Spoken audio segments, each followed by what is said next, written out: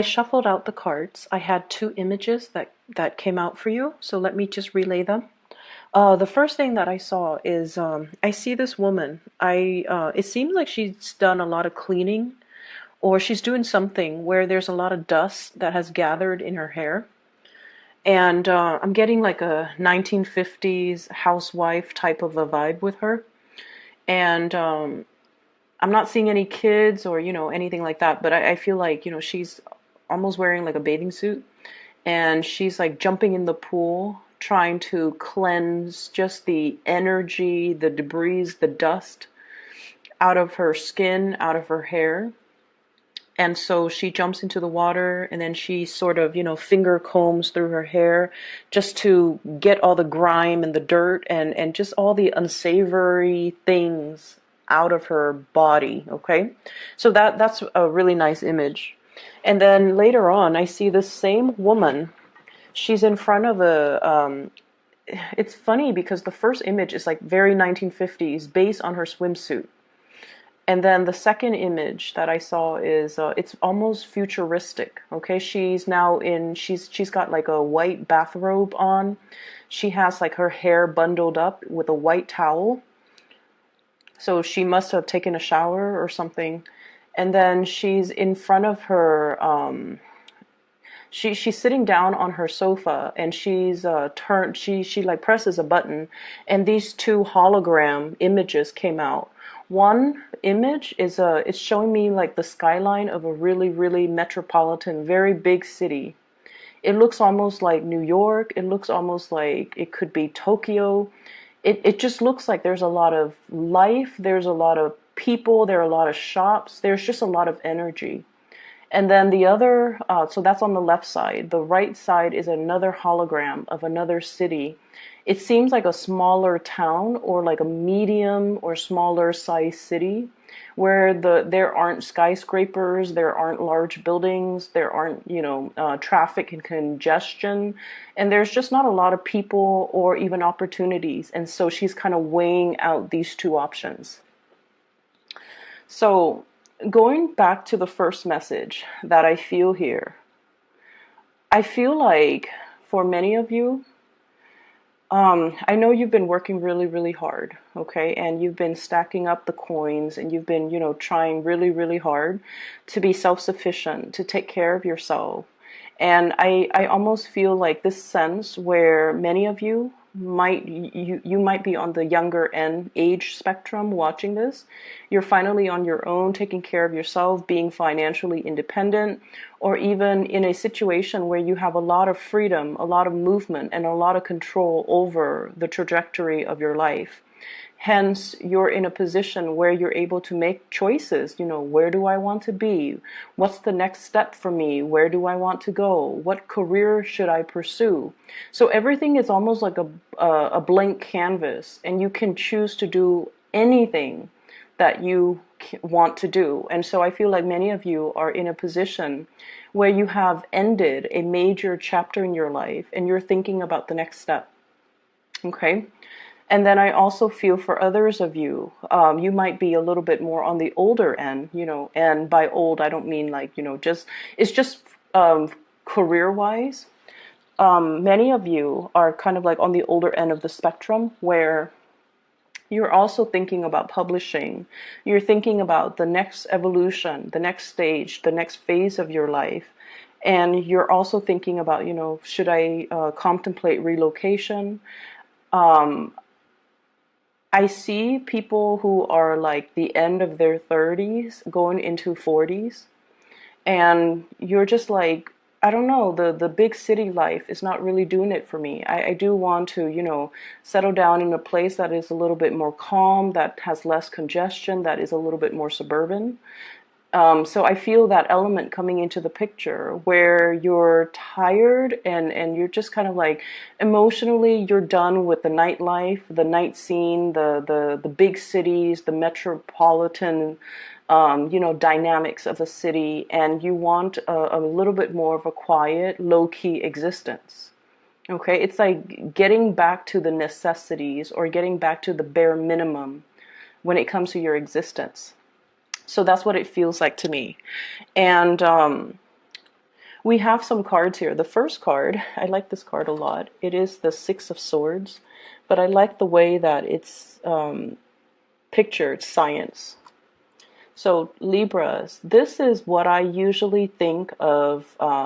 This is like the Libra card for me.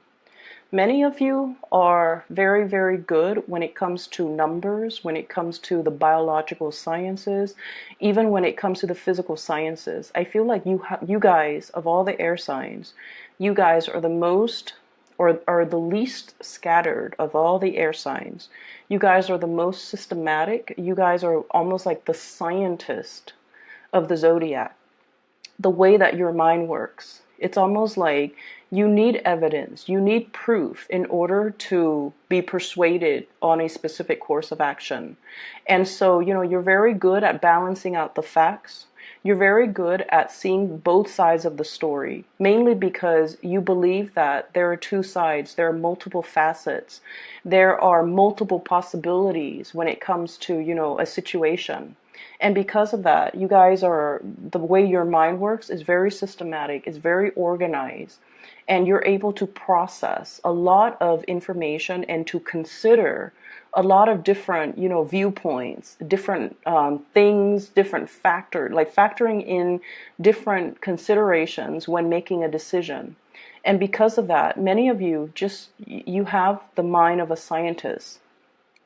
I see a lot of people who might be shifting into some type of a scientific endeavor. And if this is something that has brought you a lot of strife, or, I do see like competition when it comes to like the demands of the work environment, or being in a work environment where people are a little bit cutthroat, or a little bit more competitive, or a little bit more self-serving, or a little bit more like, wanting to hog the limelight. And I also feel like many of you are put in this position to really test your willpower, to really test your assertiveness, and to really test your ability to stand up for yourself and your ability to like not be a doormat to other people. Okay, so I feel like it's an environment that might be a little bit more intellectually inclined, almost like an academic environment. Some of you might be in school and you're facing people who are almost like they try to intimidate others with their intellectual prowess. They might talk down on other people because other people might not be as smart or might not be as articulate. And I feel like in this environment, I'm sensing that many of you are getting upset and you're kind of like the champion for the underdog, or you are not one to be intimidated in this environment because once again, your mind is very, very sharp. And you're able to spot these intellectual bullies and to give them, a piece of your mind or a taste of their own medicine. So I definitely feel a situation here where things have been a little bit tenuous when it comes to, intellectual power, or intellectually dealing with people who might be trying to dominate you, who might be telling you what you should do, who might be, giving you some type of a restriction or a restrictive environment to work within. And I feel like, you're able to challenge that structure and you're able to come out on top. Okay, so I definitely feel like it's almost like they have underestimated your ability to kind of like fight when it matters. Okay, like not taking a situation at face value, not being a doormat, not cowering in the face of fear. So I feel like, there was a situation where people underestimated your ability to fight back. And I also feel like in challenging the authority or the existing confines or the restrictions placed upon you, you have also come into your own sense of power. And you have also, I also feel like many of you are just like, I'm really glad I did that. It was so scary. It was so scary to stand up to an opponent. But I'm very, very glad that I did that. And, having done that, that was like the hardest battle of my life. And I feel like, now I can do anything. So I definitely see this fire energy, defending what you believe in. and not cowering away from somebody who might be a little bit bullyish, and not, not, it's like you might have been conflict avoidant for quite some time, and this is a situation where you're just like, I'm not going to stand for this. I'm going to stand up for myself. So the energy that you bring to the table is, I have here the Prince of Wands. This is like the Knight of Wands in this deck. And what it says here, especially with this card, moving ahead, blasting through obstacles, and especially being in a situation, the lion figure. It's somebody who's very, very courageous. It's somebody who would defend their honor, their beliefs, their rights, and it's somebody that, no one would be able to trample on them. So your energy is very much about, moving ahead, but at the same time, not taking no for an answer, and being able to defend yourself, take care of yourself, and to move forward, okay? So whatever obstacle that has been laid out in the past, we have Six of Swords, moving on to a more stable environment, letting go of whatever conflict that has been, plaguing you in the past. I see this cleansing energy going back to, the sawdust in the woman's hair, the dust and the grime and just the messiness of this. She jumps in the water, she cleans herself from it, and she's able to let it kind of like wash away from her. You came out of a situation clean. Okay, you didn't have to revert to underhanded tactics. I feel like you just stood up for yourself. And as a result of it, I feel like whatever, it created a breakthrough, and it created a window of opportunity where you're able to kind of move away from it. Okay, what is coming in for you here? We do have change in geographical location, possibly movement that's happening. Physically picking up all of your things and moving to a better environment. I do see as well geographical locational changes. It's coming out here in the world, and this is coming in as your advice, and the world is usually, allowing yourself more opportunities to expand, and being in an environment that might be brand new for you. And it's coming in after the Ten of Wands, which is physically, Ten of Wands, in the traditional Rider-Waite deck, is the man holding the 10 wands trying to get to his home. This is sort of like purging, getting rid of belongings or things that you don't need, in order for you to put things that you need, the essential items, in neat little boxes, so that you can move away, so that you can relocate, so that you can kind of simplify your lives in preparation or readying yourself for a move. I feel like you're just imagining things at this point. You're trying to find that next step. You're trying to find that next opportunity. You're trying to find that next city as well. But in the meantime, while you're looking for the next phase in your life, some of you are definitely downgrading, downsizing, getting rid of non-essentials, and really trying your best, trying your hardest to, make yourself physically ready whenever the opportunity strikes, okay? So I definitely see lots of momentum, lots of drive, lots of ambition from your end to move things along and to get things kind of like started for yourself, okay? I feel like this new burst of power, it had to come in when it did, because it's showing you how strong you are when you vehemently fight for something. And it also shows you the extent to which you are willing to go when you believe in something. And even if a really strong, powerful opponent wasn't in agreement with you, and it was like, I feel like it might have been a very difficult process, okay? And I feel like, you're thinking back on it and you might even get flashbacks. You might even get some, like PTSD. And I don't like to use that word lightly, but that's what I'm sensing here. It was a situation where when you were in it, the adrenaline was pumping. Your mind was racing, like 100 miles a minute. you're trying to find the right argument, the persuasive argument, or you're trying to find ways to verbally defend yourself. I don't see many of you were in any physical danger, but I feel like it was like an intellectual, a big intellectual face-off where you had to use reason in order to prove a point. And it was a situation where you look back on it and you're just like, oh, I don't ever want to go through that again.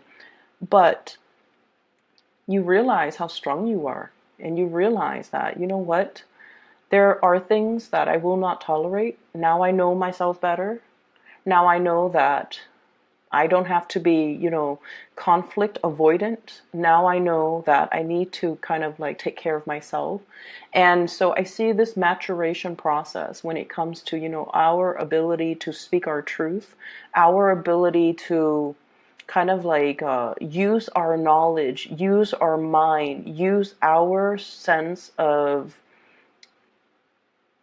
your own sense of it's like you're using all of your strengths in order to kind of like move things in one direction. So it's not so much about, seeing both sides of the coin. It's kind of like, no, my way or the highway. And you rarely get like this. So I feel like this was something that you personally believed in. Somebody opposed you and you were so wrapped up in it. And I feel like for a good reason, because you truly, truly believe in it.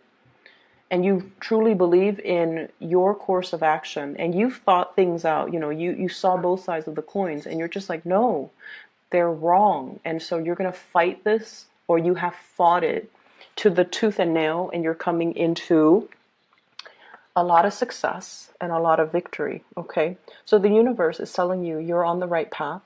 This situation needed to happen. It was cataclysmic. I feel it, and I feel like, it's not something that you want to go through again. And you're vowing to not put yourself in a situation like this because it feels really uncomfortable, right? And so you did the right thing. Good things will come out of it. You might not see that right now, but good things will come out of it, and you're going to be victorious. All right? So that's what I'm seeing as the energy that's coming through for you. Trust in the process. Trust in the process, and trust that you're going to be fine. Okay. Let me see here in terms of. I keep getting like a 6-month type of an energy, so that's going to bring us into. Let me see. We are in. Let's just say we're in February right now. I'm doing this on the 30. I think it's the 30th. Yep, today's the 3rd, where there's going to be success coming through. I do see geographical relocations. I see new work. I see new projects that are going to be available for you, okay? I have here the Page of Pentacles. And the Page of Pentacles, in this deck is the Princess, but this is kind of like the student, the learner, somebody who's gathering knowledge, somebody who might be doing an internship, somebody who might get paid, possibly working as a contractor, working as an intern, working as a trainee, or training, getting some type of a training, some type of a certification, or doing something where it's going to really enhance your income generating opportunities, okay? So for this month, what's coming through is we do have a job here that's going to be available for you. I also feel like by that mid-March timeframe, there's going to be new jobs that will pay more. And so if you are applying for multiple jobs and you're just like, oh no, I have to take this job because nothing else is coming in. So by all means, even if this job right now that's being offered to you, if you have to take it because you're afraid, definitely take it. And then continue to seek from temporary situation. So you definitely can accept this and move into this energy, but don't give up your dreams. Keep applying, okay? Because you're going to be met with a lot of success. Yeah, so don't feel bad about having to take this job, even if it's only for 6 weeks. Because I feel like, you do what you need to do to take care of yourself. You've been through a lot, and I feel like you need this because it's bringing stability for you. And if stability is what's required to have stability and peace of mind for yourself, definitely do it. Okay. So aside from that, let me shift the energies away and going into this bottom row here. So these four cards indicates more love relationships and, you know, the partner you're dealing with if you are in a relationship, or even the energies of the person that you're dealing with. What I have here is I see a situation where there is a lot of conflict. We have here the Tower. We have interference as well as failure. And I do feel an energy of somebody who has a little bit of an anger issue, somebody who's not staying calm, somebody who's sort of like, I've had enough. I see like heated discussions between two people. And I also feel like the same conversations or the same arguments are going back and forth between two people. So I feel like, you know, for some of you, this might have been kind of like a troublesome or problematic relationship that is kind of like on its way out, okay? And I feel for many of you, this is not news to you. This is not something that you're just like, but my relationship is going so well. I don't feel like that's the case. I feel like this is a situation where it might be as well, you've moved away from this person and they keep trying to reel you in. They keep trying to approach you with inflammatory, communication, where they try to reel you back in, where they are trying to prevent you from leaving, or they're trying to, create obstacles, or create arguments, or pick at the same arguments over and over and over again. So it's a situation where you're not able to get peace of mind, and I do feel like there might be a relationship that's on the rocks. And whatever you decide to do, I almost feel as if the passion is also dimming in this relationship. Okay? So it seems to me as if it's kind of like on its way out. For some of you, I feel like you're dealing with someone who has a lot of pride, who's very, very, very stubborn, and who is demanding quite a bit more attention from you. They want more communication, they want more contact. They might revert to, attention-seeking type of behavior. Such as, oh, you never call me anymore, you never text me anymore, where have you been, you don't love me. Like they're feeling very insecure, but they have so much pride that they would never, admit that they're insecure. Like, do you still love me? Why haven't you been around? Why haven't you been contacting me? You've been busy with things. And so they might revert to, that type of an attention-seeking behavior. And they're not doing it in a very harmonious way. Okay? I also feel like some of you might be in a relationship where you're no longer feeling the passion and the chemistry, and you're starting to weigh out your options. Do I stay or do I go? Do I continue to commit to this a little bit more? Do I try to fix this relationship? Do I try to revive? Or is it kind of like rounding out the cycle, or is it the end of the cycle? And so I don't see you making this decision this month, but I feel like it's heavily on your mind. I feel like you have a lot of things that you're considering. It's work, relocation, family even, communication coming through. And so I almost feel like this relationship or this crush or this situation might just be existing. You're not really feeding more energy into it because you're trying to stabilize other areas of your life, okay? So let me see if I can clarify the Tower here for you guys.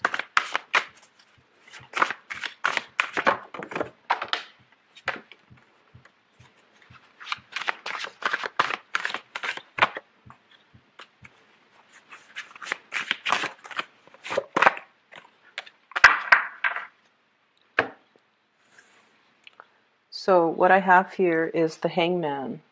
lack of a resolution, a situation that's going around and round in circles, and we don't really know how to find a solution, nor can we just kind of extract ourselves from it. So it's like hanging in limbo, and it's still kind of existing. We have here your Nine of Cups, happiness. And this is pretty much a situation where I feel almost like, on the one hand, you have a partner that really, I feel like they care about you. They want to be with you. They need more time from you. They need more attention from you. And in a way, whenever we're with somebody that really wants to be with us, and they express it verbally, or they express it emotionally or physically, however they express it, it can feel very, very flattering.